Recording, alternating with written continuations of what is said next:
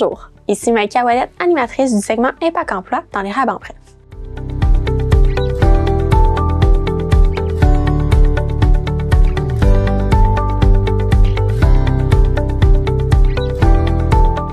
Impact Emploi vous souhaite une excellente nouvelle année. Que le succès et le bonheur vous accompagnent dans tout ce que vous entreprendrez.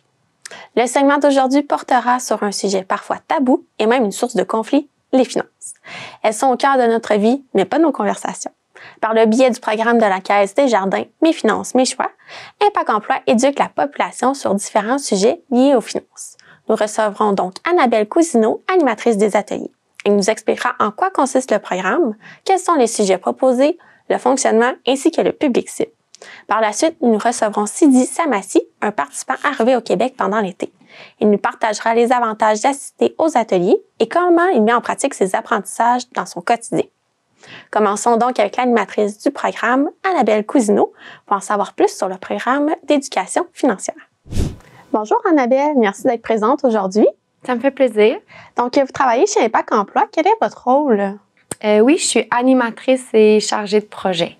Et vous êtes animatrice de quoi? Quels sont les projets que vous développez? Qu'est-ce que vous faites?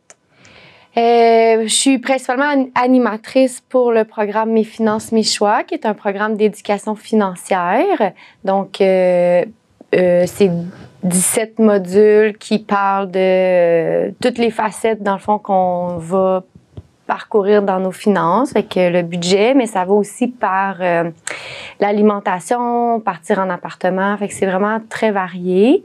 Donc, ça, je fais ça dans les écoles, clientèle 35 ans et moins, mais aussi on l'offre à une belle clientèle, à la population en fait aussi, là, générale, à la clientèle immigrante aussi. Donc, le module sur les impôts est quand même bien apprécié par eux et par elles. Sinon, dans les écoles, je donne aussi l'atelier sur la conciliation études-travail. Donc, c'est quand même un sujet qui est important, qui est d'actualité aussi avec la nouvelle loi. Puis, sinon, en tant que projet, je m'occupe tout du volet entrepreneuriat dans les écoles. Fait que je travaille beaucoup avec la clientèle jeunesse, 35 ans et moins. Donc, si les gens ont un projet en entrepreneuriat, bien, moi, je peux les accompagner dans les différentes étapes. Puis, Impact Emploi peut aussi les aider financièrement à partir d'un projet. Vous avez dit une nouvelle loi. Qu'est-ce que ça implique, cette nouvelle loi-là? La loi, c'est sur l'âge minimum. Oui, c'est ça, l'âge minimum pour que les jeunes puissent travailler, avoir un emploi. Puis, il y a aussi... la loi a aussi resserré là, le nombre d'heures par semaine qu'un jeune de 16 ans et moins peut travailler. Donc, c'est ça. Fait que c'est vraiment pour diminuer l'abus, en fait, là, chez les jeunes travailleurs. Leur rôle principal aux jeunes, c'est vraiment d'aller à l'école jusqu'à 16 ans. Donc, c'est pas rare qu'on voyait là, des jeunes qui travaillaient 40 heures semaine et allaient à l'école. Fait que c'est pour ça que la loi est venue comme resserrer un peu tout ça. Je m'occupe aussi de la ruche d'or. Qu'est-ce que ce projet-là? C'est un projet pour la population générale, dans le fond. C'est des ateliers. En fait, c'est pas des ateliers. On rend accessible un endroit avec du matériel d'or pour rendre l'or accessible à tous. Donc, c'est à tous les mardis soirs. Soit au sous-sol des bureaux d'Impact Emploi ou à la bibliothèque à Princeville, qu'on alterne là, une semaine. Et à chaque semaine, il y a une thématique. Les thématiques peuvent varier, soit que c'est une technique d'art, comme de l'aquarelle ou de la peinture, du dessin. Mais des fois, les thématiques vont être plus ciblées, comme par exemple dessiner des flocons parce qu'on a eu la première neige. Donc, c'est quand même varié les thématiques. Les gens ne sont pas obligés de suivre la thématique, mais des fois, ça donne des idées, ça enligne un petit peu là, notre créativité. Puis, ce qu'il faut comprendre, c'est que les ruches d'or, ce ne sont pas des cours d'art plastique. Donc, je ne suis pas un professeur. Dans le fond, chez Impact Emploi, on fait juste rendre accessible l'espace, puis le matériel. Tout est fourni et tout est gratuit. Puis quand vous dites population générale, est-ce que c'est les enfants, ou c'est vraiment n'importe quel âge, peu importe, pour vous qui viennent de la MRC? C'est les gens qui vont être propices à avoir besoin de nos services, donc c'est les 16 ans et plus. OK. Et est-ce que vous dites que c'est pas des ateliers, vous êtes là quand même pour aider les personnes? Qu'est-ce que vous faites quand vous êtes à la ruche? Oui, je peux aider. J'ai des petites bases en art plastique.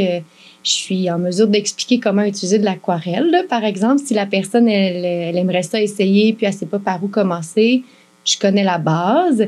Mais donc oui, je peux aider, je peux enligner un petit peu les gens parce que j'ai un côté créatif. Puis, mais si les gens veulent vraiment apprendre la base du dessin, par exemple, comment on dessine des visages ou des corps, ça c'est pas avec la ruche d'or que ça va.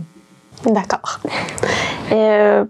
Concernant le programme de Mes finances, mes choix, ça fait combien de temps que ça existe? Desjardins ont fêté leurs 10 ans, donc 10 ans d'existence. Donc, c'est un programme qui est dans plusieurs carrefours Jeunesse Emploi, donc vraiment à travers le Québec. Fait que c'est ça. Et c'est quoi les objectifs du programme? La principale objectif, c'est vraiment de donner tous les outils aux gens pour qu'ils puissent développer leur autonomie financière. Et là, vous avez parlé un petit peu des modules proposés. Vous avez dit qu'il y en avait 17. Est-ce que vous pouvez les nommer? Est-ce que vous les connaissez? Oui, je peux nommer les plus populaires qu'on donne sur le territoire. C'est sûr que budget, c'est la base. Là. Donc, le premier qu'on va suggérer, c'est vraiment budget. On a carte de crédit. On a biens et consommation. Donc, faire la différence entre besoin et désir de consommer. On a protection aux consommateurs aussi, qui est quand même très intéressant. Donc, ça nous explique toutes les bases de c'est quoi nos droits en tant que consommateurs, puis c'est quoi nos obligations aussi. Là. Il y a toujours les deux côtés de la médaille. Il y a surendettement. Donc, on fait la différence entre endettement et le surendettement. Et on regarde aussi c'est quoi les options, puis les solutions. Il y a impôts et taxes. Encore là, on fait la différence entre c'est quoi les impôts. On fait pas de déclaration d'impôts, là. On explique où va cet argent-là, à quoi qu'elle sert l'argent, puis pourquoi il faut faire une déclaration d'impôts. Puis on fait la différence justement entre les impôts puis les taxes. On a revenu d'emploi. Là, on décortique notre talon de paye. Donc, toutes les lettres que on se fait enlever sur notre paye, mais on ne sait pas qu'est-ce que c'est. On décortique tout ça. On a le marché du travail aussi. Donc, on parle beaucoup du volet c'est quoi nos droits puis nos obligations en tant qu'employé. C'est quoi les droits et les obligations de notre employeur. On va aussi un peu parler du travail autonome. On parle aussi du travail au noir. Donc, on démystifie tout ça. On a partir en appartement. On a aussi acheté une première voiture. En fait, c'est transport en commun, mais c'est transport. Le module est beaucoup axé sur le transport en commun. Quand je le donne, là, je l'adapte plus à notre réalité rurale. Après ça, il y a investissement. Donc, on va parler... on va démystifier tous les termes là, qu'on peut entendre à la bourse, REER, CELI, où on peut investir, comment qu'on peut investir. On a un jeu aussi qui est lié à ce module-là, donc le jeu Le Responsable. C'est un jeu de société. Ah oui? Donc, oui. Vous utilisez le jeu pour faire connaître le monde de l'investissement aux jeunes? Oui, exactement. C'est le principe du jeu, c'est que en équipe, on est les participants, participantes sont des sont des investisseurs. C'est des banques, des caisses, c'est des institutions financières. Et ils se font donner des sous par des investisseurs. Et ces personnes-là, en équipe, doivent investir dans des fonds ou des placements. Puis, ça s'appelle le responsable parce que quand on investit de façon responsable selon le développement durable. Puis, bref, tout ça est expliqué dans l'atelier. Mais c'est un jeu qui dure à peu près 2 heures. Donc, c'est quand même assez intéressant. Puis, de voir, selon nos valeurs, les choix qu'on va faire, les choix d'investissement qu'on va faire. Donc, en équipe, ça peut créer des belles discussions, là. Oui, certainement. Est-ce qu'il y avait d'autres modules que vous vouliez parler? Je pense que j'ai fait le tour de ceux qui sont les plus populaires. Puis c'est sûr qu'à travers de ces modules-là, il y a toujours place à discussion de sujets qui sont étroitement liés, là. Donc, ça amène des belles discussions. Ça amène à mon autre question. Comment ça fonctionne, les ateliers? Mettons, si vous faites un atelier en classe, est-ce qu'il y a une différence entre les ateliers offerts à la population? Comment ça fonctionne? Oui, il y a une différence par le temps. En classe, c'est 75 minutes, 60 minutes. Donc, c'est sûr que je dois voir avec les professeurs quels sont leurs objectifs, quels sont les sujets qu'ils aimeraient que j'aborde le plus. Puis, moi, je fais ma présentation là, en fonction de ça. Quand c'est proposé à un plus grand public, bien là, à ce moment-là, j'ai un peu plus de temps. Ça peut aller jusqu'à 2 heures, là, un atelier. Donc, puis c'est un atelier, je parle pas pendant 2 heures. Il y a des activités qu'on fait avec les participants puis les participantes, justement pour pas que l'ennui arrive. Oui, c'est ça, exactement. Il y a un échange aussi, il y a une discussion puis qui se fait à travers tout ça. Donc, c'est dynamique là, comme atelier. Puis, est-ce que vous avez, là, vous dites, vous montez les ateliers, je crois que Desjardins fait les ateliers, vous les adaptez. Est-ce que vous avez une formation en finance? Pas du tout. Non? J'ai pas une formation en finance. J'ai une formation en études cinématographiques, là, donc ça n'a aucun rapport. Mais on est bien prise, là, on est bien pris par Desjardins dès le début avec une formation. On a des espaces formateurs aussi qui vont parler de sujets qu'on peut rencontrer dans les modules, puis on peut poser nos questions. Tu sais, fait qu'on a quand même un beau support là, de la part de Desjardins, puis du programme Mes finances, mes choix, pour justement si on a des questions, parce qu'on n'est pas... des gens que j'ai rencontrés qui sont animateurs, animatrices ne viennent pas... Il y en a très peu qui viennent du domaine financier, là. Fait que, mais c'est vraiment de vulgariser, en fait, des notions qui sont importantes pour notre autonomie financière. Puis je pense qu'en tant qu'animatrice, c'est ça la force, là. C'est ça, en fait, c'est ça qu'il faut avoir comme force, là, vulgariser une information. Oui, absolument. Et là, vous avez dit que ça s'adresse à toute la population. Est-ce qu'il y a des modules qui sont plus adaptés aux jeunes? Est-ce que vous pouvez les utiliser pour n'importe qui? Vous parlez aussi de la clientèle migrante. Est-ce qu'il y a des modules qui s'adressent plus à eux ou c'est vraiment général? Partir en appartement, c'est un module qui va être, oui, plus axé pour les jeunes parce qu'on part vraiment de l'étape de comment on fait pour... chercher un appartement, c'est quoi les informations qu'on a besoin, c'est quoi, puis se questionner sur c'est quoi mes besoins, est-ce que je veux un balcon, est-ce que je veux être au 2e ou au 3e étage. Fait qu'on part vraiment de la base de nos besoins. J'aurais un petit peu plus de difficulté à le donner, je pense, à des adultes. Parce qu'ils ont déjà les connaissances. Oui, exactement. Ils ont déjà eu la plupart ont déjà eu ce vécu-là de chercher un endroit où habiter si on quitte la maison familiale. Mais en règle générale, pas mal tous les modules sont accessible à tous, mais c'est vraiment mon travail à moi de l'adapter à la clientèle.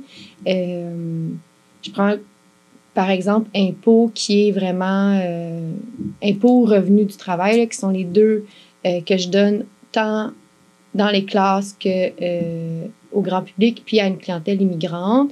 Bien là, c'est quand je le présente à une clientèle immigrante, bien là, c'est vraiment de démêler les termes qu'on peut entendre. Parce que souvent, ça va être des nouveaux termes la notion va être connue, mais le mot qu'on y mène est différent. Donc, c'est vraiment... Je prends le temps de démystifier tout ça, puis tandis que quand je parle d'impôts avec les jeunes, bien, c'est de défaire une mentalité que on paye beaucoup d'impôts, mais on ne sait pas trop où ça s'en va. Fait que là, on explique où ça s'en va, puis là, on descend un petit peu pas notre vision, mais notre jugement par rapport aux impôts. Fait que c'est vraiment c'est accessible aux deux, mais c'est à moi d'adapter l'information. Puis j'ai une présentation PowerPoint, puis souvent, ben, je vais masquer certaines planches qui sont moins pertinentes pour la clientèle qui est devant moi. Super intéressant. Est-ce qu'il y a des ateliers qui vont être donnés dans les prochaines semaines qui pourraient s'adresser à la population? Oui, il va y avoir 3 ateliers qui vont être présentés à la population. Et c'est gratuit là, comme atelier, là, comme activité. Il y a le 7 février dans les locaux d'Impact Emploi, en soirée, qui va être l'atelier sur les impôts, justement. Et il va y avoir aussi le 13 mars, qu'on va parler de protection aux consommateurs. Puis, on a aussi un partenariat. Bien, en fait, la bibliothèque à Plessisville va m'ouvrir leurs portes le 7 mars pour parler du module Partir en appartement. Est-ce qu'on peut s'y inscrire? Est-ce que c'est obligatoire de s'inscrire? Comment on peut faire pour participer à ces ateliers-là? C'est sûr que l'inscription n'est pas obligatoire, mais fortement recommandée. Simplement parce que moi, ça me donne une idée du nombre de places. Puis notre salle de conférence a quand même des places limitées, là. Donc, oui, l'inscription via téléphone ou courriel est fortement recommandée. Mais c'est sûr que si vous arrivez et que vous cognez à la porte, je vais vous accueillir. Bien, merci Annabelle, c'était très intéressant. Ça fait plaisir. Puis je vous dis bonne continuité. Merci. Nous venons d'entendre Annabelle Cousineau, animatrice Mes Finances, Mes Choix, qui a détaillé le programme. Nous invitons maintenant Sidi Samassi, participant des ateliers, pour en apprendre davantage sur le programme. Bonjour Sidi, merci d'être présent aujourd'hui. Bonjour Maïka, ravi de venir écouter votre invitation. Donc, vous êtes un participant du programme Mes Finances, Mes Choix. Comment est-ce que vous avez entendu parler du programme? Il faut dire que je connais ce programme grâce à Impact Emploi qui au passage, je salue énormément. Et voilà, ça va. Donc, je crois que vous êtes aussi vous êtes un nouvel arrivant. Vous venez de quel pays? Je viens de l'Afrique, précisément de la Côte d'Ivoire. Et à quel atelier du programme est-ce que vous avez participé? Mes finances, mes choix et d'autres ateliers aussi. Et dans le programme de Mes Finances, Mes Choix, vous avez fait quel module? Nous avons parlé un peu du budget, nous avons parlé du surendettement et l'endettement.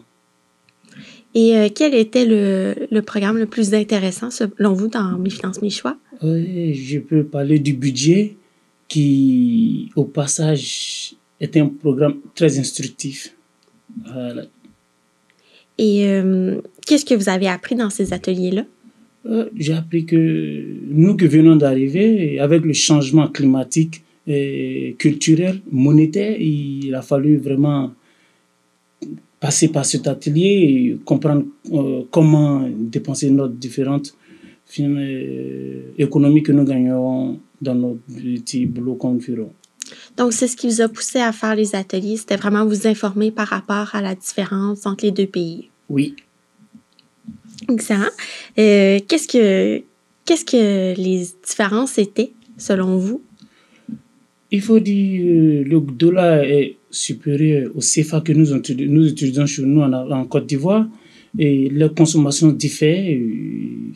Vraiment, il faut savoir que vraiment j'ai tellement appris que je ne finirai pas de citer comment programmer mes revenus mensuels ainsi que hebdomadaires si on peut le dire. Et est-ce que les finances, c'était quelque chose que vous connaissiez déjà avant de faire les ateliers?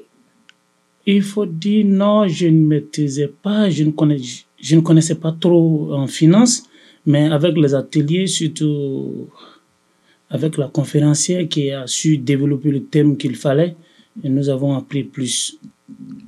Excellent. Et quel élément serait celui que vous avez retenu le plus ou qui vous a surpris ou que vous avez dit « Ah, j'aurais vraiment pas pensé à ça ». Il faut reconnaître que dans ce programme, les éléments que nous avons pu retenir, c'est d'abord faire un planning de ses finances avant l'arrivée des finances. Il ne faut pas attendre qu'on ait d'abord les finances, l'argent, comme on peut le dire, l'argent, avant de faire son programme, il faut d'abord prévoir le programme. Ensuite, si l'argent vient, on n'est pas surpris de ce qui se passe. Super, donc c'est vraiment la planification qui était mise de l'avant. Oui, on peut le dire comme ça. Et est-ce que le contenu était facile à comprendre? Est-ce que c'était accessible? Oui, dans un cadre bien, c'était facile à comprendre. Et qu'est-ce qui se passait dans les ateliers? Est-ce que vous aviez des exercices? Est-ce que c'était juste la théorie? Comment ça se déroulait? Bon, nous avions des exercices que nous faisions, donc des questions-réponses, des petites thèses des feuilles aux définitions, des thèmes et des définitions quand on devient jeune, qui nous ont permis de comprendre encore un peu dans l'économie certains thèmes que nous, parfois, on entendait, mais on ne connaissait pas à quoi ça signifiait. Et est-ce que vous avez pu poser des questions que vous aviez puis qu'elle a répondu? Comment ça... Est-ce que ça vous a vraiment aiguillé sur votre situation personnelle? Oui, elle a su répondre à notre question que nous avions posée et les réponses étaient à notre écoute, on peut le dire. Donc, c'était vraiment adapté à ce que vous viviez, puis qu'est-ce que vous vouliez savoir aussi. Cet atelier nous a permis de nous orienter. Donc, les questions que nous posions ont été des questions auxquelles vraiment nous ne savions pas dans le début, avant cet atelier, à qui poser ces questions. Et pendant cet atelier, nous avons reçu les réponses vraiment que nous attendions depuis longtemps. Parce qu'il faut dire qu'avec le dollar, ça monte plus par rapport à ce que nous avions. Donc, voyant cette masse, on est vraiment comment dépenser, comment planifier comment je ne sais pas quel thème employer, mais vraiment avec cet atelier, nous avons vraiment eu les réponses et les recherches que nous cherchions depuis longtemps. Est-ce que vous pouvez nous donner des exemples de qu'est-ce que vous avez appris qu'il y a une différence entre votre pays et ici? Ok, il y en a plusieurs. Il faut reconnaître je vais aller de part en part. Avec la télé d'abord, je suis déjà comment éviter le surendettement. J'ai trouvé ça très important puisque ici, il est facile d'avoir du crédit qui est un peu différent de chez nous. À l'arrivée déjà à l'ouverture d'un compte bancaire, tu as une carte crédit qui te permet déjà de t'endetter. Oui. De façon involontaire. Et même si ce n'est pas de ta volonté, mais tu as cette carte que tu vas utiliser. Ce qui n'existe pas chez nous. OK. Voilà, il n'y a pas de carte de crédit, il n'y a que des cartes de débit. Donc nous tombons déjà dans une nouvelle manière de vivre. Donc il faut vraiment un suivi financier, si on peut le dire, et un conseiller qui pourra nous dire comment gérer ce crédit et comment le payer. Oui. Merci. Et est-ce que, autre que les cartes de crédit, est-ce que les impôts, c'est quelque chose qui était présent aussi en Côte d'Ivoire? Oui, les impôts, c'est courant chez nous, okay. C'est présent aussi, mais ce ne sont pas les mêmes manières de procéder comme ici. OK. Voilà, mais il y a des structures qui sont spécialisées dans ça, qui s'occupent de ça, et je pense que tout le monde paye ses impôts aussi comme on le demande. Dans votre quotidien, les ateliers, comment vous les appliquez? Est-ce que vous avez créé un budget? Est-ce que vous avez préparé un plan d'anti-surendettement ou comment ça fonctionne? Oui, il faut dire, avant l'atelier, j'étais un peu dispersé. J'étais un peu dispersé parce que, d'abord, vu le changement monétaire, il fallait d'abord que je m'habitue au dollar et à la consommation du dollar. Mais après les ateliers, j'ai su faire un programme des priorités, des importants, comme on le dit, c'est-à-dire la maison, le téléphone, ainsi de suite, jusqu'au plus important, au moins important, comme on peut le dire. Et à qui est-ce que vous recommanderiez les ateliers?